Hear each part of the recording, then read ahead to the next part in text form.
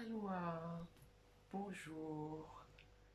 Alors, aujourd'hui, j'avais envie de partager avec vous ma toute première expérience extraordinaire. Une expérience vécue par peu de gens sur la planète et une expérience qui est peut-être à l'origine de mes facultés intuitives hors normes. Nous reviendrons à ce questionnement. Mais voilà l'histoire, voilà mon expérience. C'est l'été de mes 5 ans. Il fait chaud, très chaud. Quelques pas d'enfant, quelques secondes, un jour d'orage. J'ai donc 5 ans, je suis une petite pitchoune, et je me trouve dans la cuisine avec ma mère. C'est l'été, il fait chaud, très chaud, donc j'ai soif. Et je demande à boire à maman, qui se dirige vers le placard pour prendre un verre, puis vers le frigo pour prendre de l'eau. Et moi, je me trouve à l'autre bout de, de, de la table. Et donc, elle prend le verre qu'elle remplit d'eau et le pose à l'endroit exact où elle se trouve, près du frigo. Alors que, chose étonnante, d'habitude, elle est très très mère poule, et elle l'est encore aujourd'hui, et elle se déplace pour rapporter la chose qu'on lui demande, voilà, pour une enfant de, de 5 ans, enfin c'est toujours comporté comme ça, quoi, elle est très très mère poule. Et ce jour-là, non, elle a posé là où elle était. Alors moi, 5 ans, à l'autre bout de la table, eh bien, je dois faire quelques petits pas, deux, trois petits pas, quelques secondes, deux, trois secondes, pour aller prendre mon verre d'eau à l'autre bout de la table. Et à l'instant précis où j'arrive à l'autre bout de la table pour prendre mon verre d'eau, là, une barre de feu énorme, 1 mètre, mon père m'a dit encore récemment, entre par la bouche d'aération qui se trouve sous la fenêtre de la cuisine et donc traverse la cuisine pour aller se loger dans le frigo, dans la prise de terre. Si j'étais restée à l'endroit où je me trouvais 3 secondes auparavant, si ma mère avait porté le verre là où je me trouvais, je ne pourrais plus vous raconter cette histoire aujourd'hui parce que je serais grillée. J'aurais été grillée sur place. Alors c'est vraiment une expérience extraordinaire et, et je remercie encore la vie, ma mère, pour ses 50 ans de bonus, en fait. Et je crois que c'est l'une des raisons pour lesquelles la gratitude d'exprimer, de ressentir, j'en parle souvent. Je crois que c'est, voilà, c'est peut-être lié à cette expérience, cet événement. Et que j'ai conscience, peut-être plus que d'autres, de remercier pour ce qu'on a déjà, la chance d'être en vie, et puis d'être vraiment dans le moment présent, voilà, dans la seconde, dans l'instant. Alors, ma mère, suite à cet événement, euh, elle me l'a raconté encore il y a peu, elle a vomi pendant 2 jours. Elle était malade, malade, malade, malade. C'est un peu normal. Tu as ton enfant qui est là, qui vient d'échapper à la foudre. Et voilà, ça rend malade. C'est quelque chose qui me paraît normal. Et, et puis aussi, elle a engrammé, elle a une peur de l'orage absolument voilà, incroyable. Je pense que c'est un peu normal, un peu logique. Alors moi, par contre, j'adore l'orage. J'adore vraiment l'orage, mais depuis aussi loin que je me souvienne. Alors c'est un peu incroyable parce qu'il aurait été normal, mais que j'engramme à l'époque cette peur de l'orage. Eh bien, pas du tout, c'est le contraire. Alors, allez savoir pourquoi, allez comprendre, ça reste un mystère. Euh, et, tiens, un petit truc, vous savez quoi?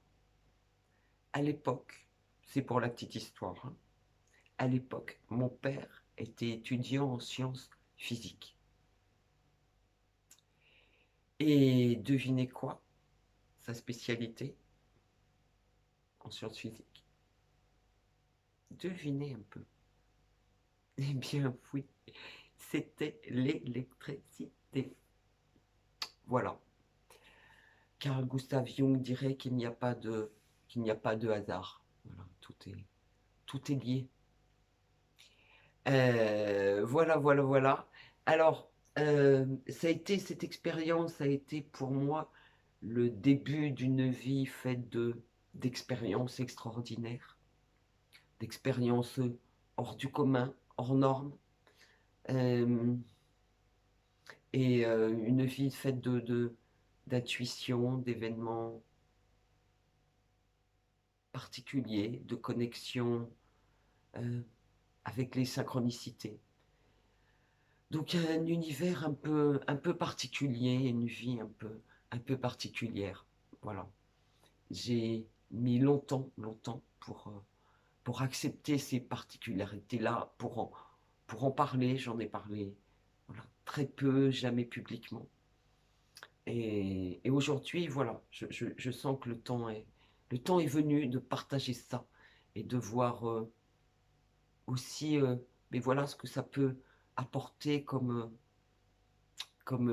dire, comme aide, comme outil, comme idée euh, pour accompagner encore d'une meilleure façon les personnes que j'accompagne. Alors, fermons cette parenthèse. Il y a, enfin depuis de longues années, j'ai un questionnement.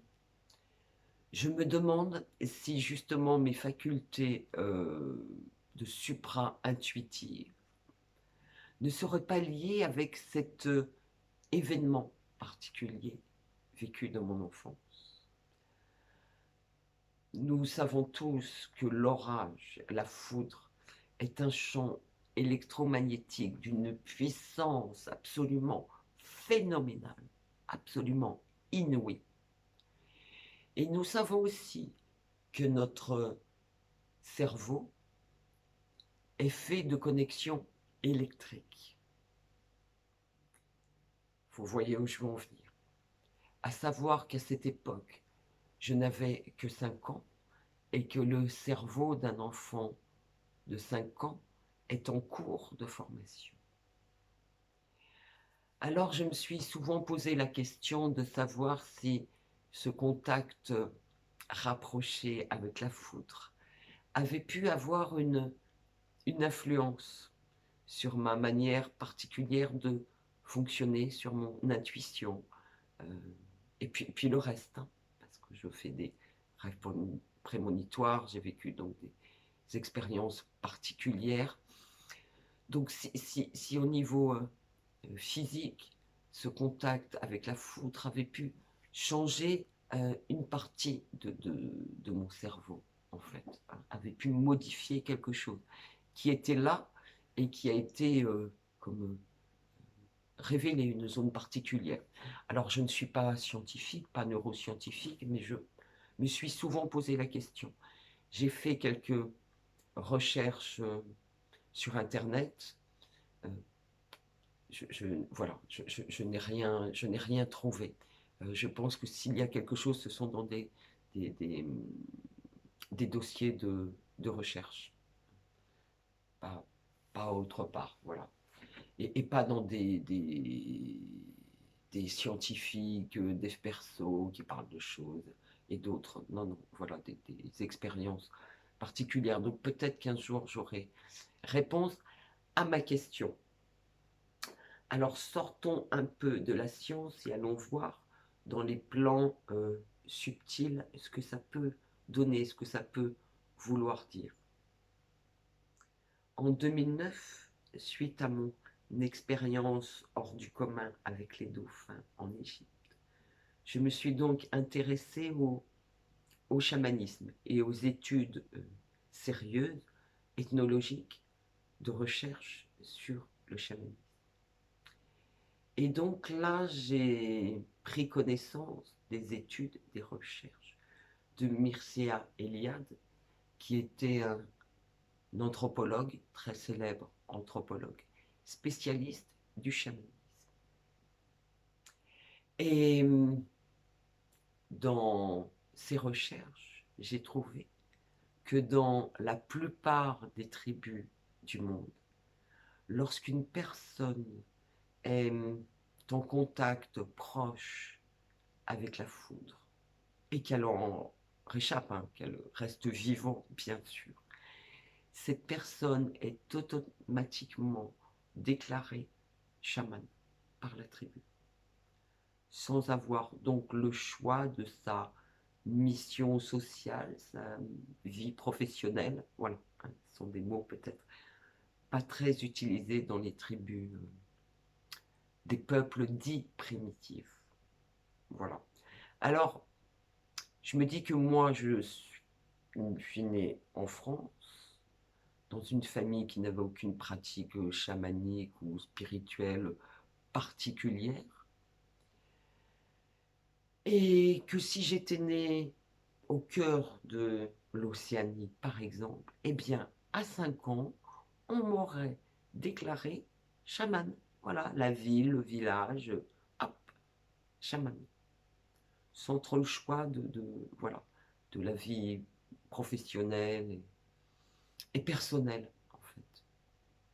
Alors, j'ai pas fait, moi, ce choix de vie, de devenir praticien en chamanisme, c'est comme ça qu'on dit aujourd'hui. Mais même si j'ai fait des soins énergétiques et chamaniques pendant quelque temps, c'est pas mon chemin, c'est pas ce qui me fait vibrer, c'est pas, voilà, c'est pas ma mission. Et alors quand même un petit aparté justement sur le chamanisme. Euh, Là, je pense à Laurent Huguet, qui est aujourd'hui praticien en chamanisme et qui a vécu une expérience hors du commun il y a quelques années, qui a écrit un livre qui s'appelle Le chaman et le psy. Et dans ce livre, il dit que ce sont les esprits chamaniques qui initient les chamans. Ce ne sont ni les livres, ni les êtres humains. Alors, quand en chamanisme, on parle d'esprit, attention, hein, il s'agit des êtres de la nature, des énergies de la nature, comme les animaux, comme les éléments, l'eau, la foudre, le soleil. On parle d'esprit de la nature, de guide spirituel. Le mot esprit n'a rien à voir avec l'ésotérisme, le spiritisme, l'au-delà, pas du tout. Hein. Il est question, on va dire, d'énergie, d'archétype. Bon, c'était, voilà, pour ce petit aparté. Euh, donc, tout ça pour dire qu'aujourd'hui, j'ai beaucoup de respect pour beaucoup de praticiens en chamanisme que j'ai du mal à appeler chaman dans la plupart des cas, puisque ce n'est pas le cas. Voilà, qui font un excellent travail pour la plupart, mais, mais voilà, les chamans, c'est autre chose. Eux ont fait le choix et font très bien leur travail de, de faire des soins chamaniques. Et c'est très bien ainsi. Alors voilà, c'était juste ça, une petite parenthèse. Alors voilà, c'est terminé pour aujourd'hui, pour mon aventure extraordinaire de rencontre avec la foudre. Je vous dis à tout bientôt, prenez soin de vous